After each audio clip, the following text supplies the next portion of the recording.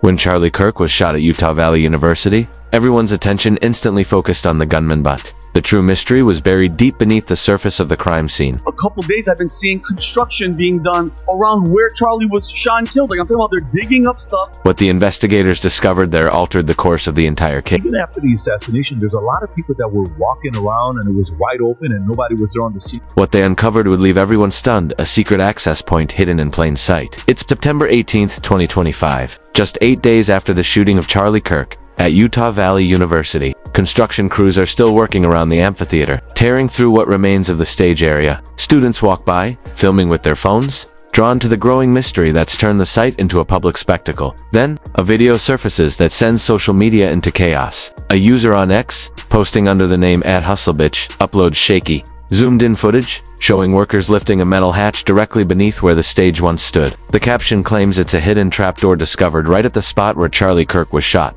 Though the video is grainy, the moment is unmistakable. Construction workers prying open a metal panel, revealing what appears to be an underground access point. In the dim light, the hatch edges glint as the workers peer inside, uncovering something no one knew was there. Something buried. Something that could change everything about the case.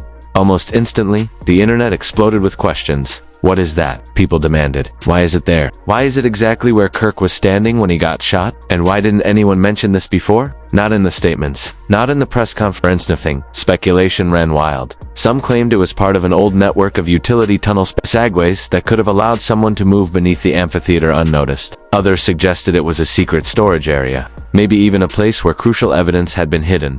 Conspiracy theories spread fast. There were whispers of an inside job off a second shooter who might have used that hidden access point to get into position without being caught on surveillance cameras. Another theory said the hatch was being opened to remove some evidence that had been hidden down there right after the shooting. With every post and every the theories got wilder. Was this an escape route, a hidden cache, or part of a whole underground system running beneath the campus zone that no one ever talked about? Guys, there's something different I'm seeing. So I told you in my previous video that they are constructing and changing the grass and everything, but now I see these plants in that area. What are they trying to do? Like, there are lights being installed. Within hours, the footage was everywhere, reposted thousands of times, analyzed frame by frame by an army of online detectives. People zoomed in, enhanced stills, and debated endlessly over what this mysterious hatch could mean. Internet sleuths began digging deeper, pulling up old campus blueprints, searching for any sign of tunnels or hidden infrastructure beneath the amphitheater. Theories spread faster than facts. Eventually, Utah Valley University tried to calm the frenzy with an official statement. They insisted the hatch was nothing unusual, merely a standard utility access point used for stage wiring during events. According to the school, these hatches were common across large venues, designed to route power, lighting, and audio cables for concerts and speeches. But not everyone was convinced. The FBI's silence only made things worse. They never confirmed or denied the hatch's existence, never released photos of it, and never mentioned it in any official reports or press conferences. That absence of acknowledgement ignited even more speculation. Online,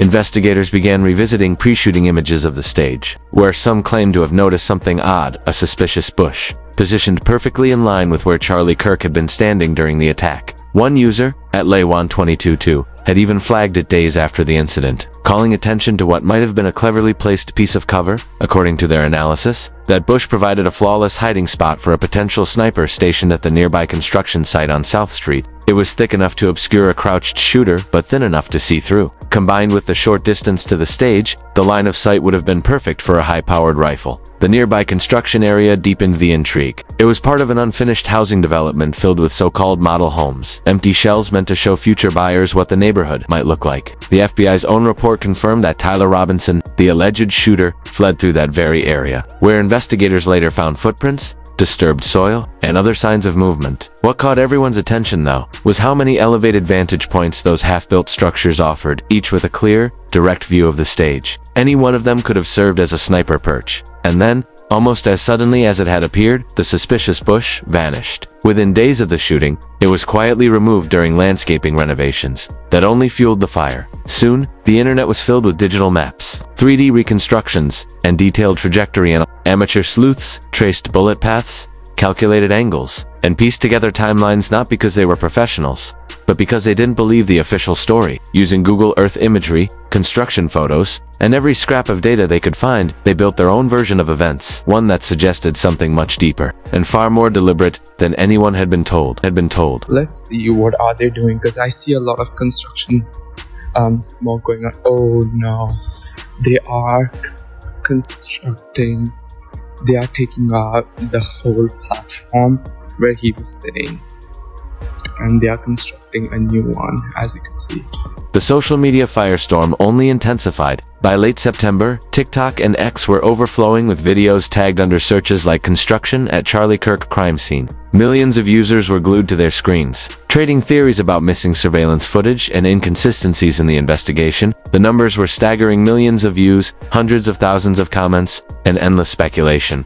But what set this apart from ordinary internet gossip was the evidence. People had receipts. Time-stamped videos documented every stage of the construction. Side-by-side before and after comparisons circulated, and detailed timelines showed when specific areas of the site were altered or removed. Then came the Candace Owens factor, and everything changed. Owens, once Charlie Kirk's close ally at Turning Point USA before their bitter fallout, was now running her own independent media platform. Their history was complicated. They built a movement together, then publicly tore each other apart. In recent years, Owens had become one of Kirk's fiercest critics, often targeting his stance on Israel and foreign policy. But after his assassination, her tone shifted dramatically. Owens announced she was launching her own investigation into Kirk's death. With millions of loyal followers across podcasts and social media, an audience that saw her as a fearless truth-teller, her involvement reignited national attention. Then, on October 6th, Owens dropped what she called a bombshell. She released a set of leaked text messages, allegedly showing Charlie Kirk communicating with Turning Point USA insiders just 48 hours before his death. In these supposed texts, Kirk expressed frustration over pressure from Israeli donors, writing things like, "I'm done being bullied by Israel and Jewish donors, and I'm leaving the cuz."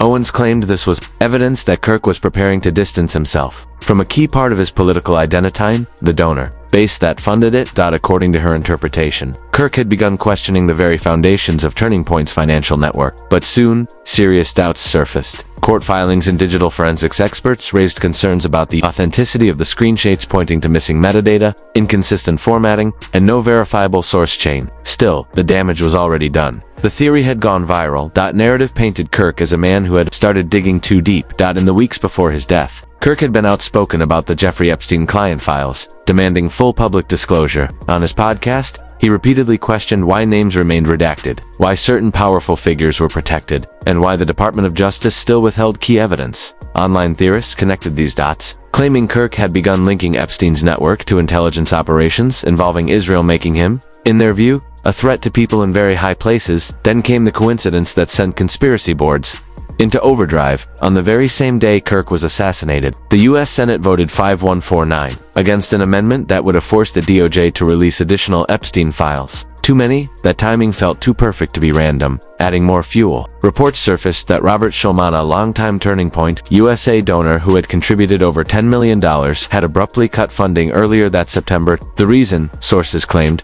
was Kirk's shifting stance on Israel. Shulman, the founder of the cybersecurity firm had documented business ties to Israeli military intelligence and was allegedly pressuring Kirk to exclude critics of Israel from future Turning Point events. When Kirk refused, the money stopped. This time it wasn't just rumor, there were documents, emails, financial records, and internal communications confirmed that Shulman's funding had indeed been withdrawn. His company's intelligence connections were also a matter of public record. In the weeks leading up to his death, Kirk's tone grew increasingly defiant. He began making pointed comments on air, questioning Israeli policy and hinting that truth was being buried. It was a surprising shift from someone once considered one of Israel's most vocal defenders in American conservative politics. Then came the day that changed everything. September 10th, 2025. Charlie Kirk, 31 years old, founder of Turning Point USA, took the stage at Utah Valley University in Orem. A single sniper shot pierced the air-own bullet to the neck. In seconds, one of the loudest voices in conservative America was gone. The horrifying moment was captured from every angle. Dozens of cell phone clips showing Kirk collapsing mid-sentence while speaking, ironically, about gun violence. Within hours, the footage flooded the internet. Authorities quickly built their narrative. The shooter was identified as Tyler Robinson, a 22-year-old former Utah State University student turned electrical apprentice. He had no criminal record, no extremist affiliations. But investigators, even his mother, say he'd undergone a radical transformation in recent months, embracing progressive activism and LGBTQ causes. On paper, it looked simple, an ideological clash turned deadly, a young man lashing out at the figurehead of conservative America. But even from the very beginning, cracks began to show.